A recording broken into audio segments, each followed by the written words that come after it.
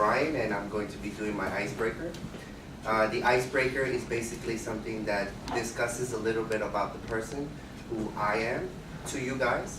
And when I first approached this, the icebreaker, I told myself, I can always give you the outer perspective of what I am and who I am.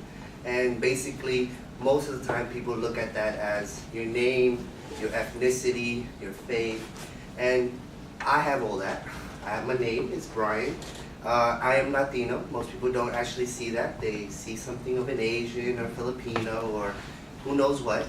And I am Muslim, and most people ring a little bell and say, whoa, a Latino Muslim.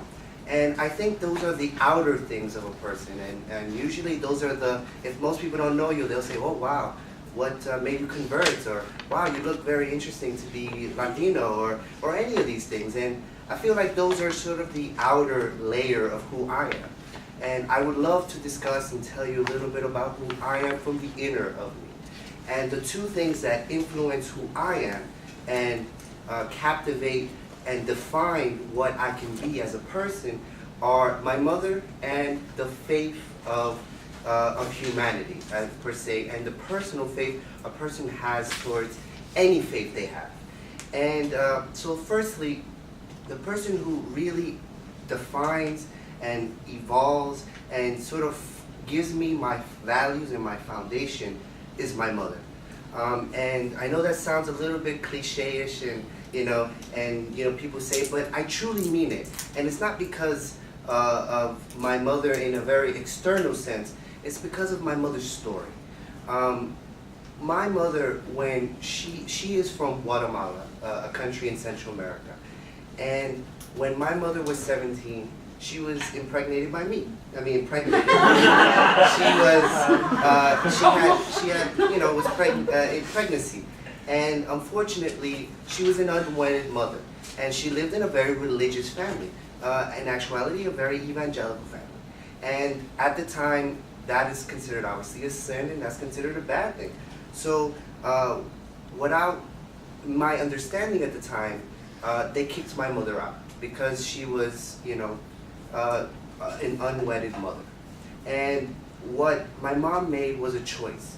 She said, well, should I have this child here in Guatemala, or should I have this child in the United States? And in her world, I guess when I look back at it, it was very naive to think of such a thing, that it's so easy to make that choice. But her choice was, what are the opportunities that I will have that I won't have, my son have in Guatemala? And if you really look at the statistics, it's really bad actually. About 70% of Guatemalans are illiterate. And it's really, it's astounding to have the illiteracy rate in Guatemala. But she believed in something that was fundamental to her. She believed that having a child born in America would give him the opportunities, would give him the chance to be something so much better, so much more different, that a child would be born in Guatemala. And what she believed in was that anything is possible in America. So what she did is she traveled from Guatemala to Mexico, from Mexico to Los Angeles, and from Los Angeles to New York. And she was only 8 months pregnant. And that to me is remarkable, because most people would say that's crazy. How can a woman who's 8 months be traveling from across the border illegally to the United States?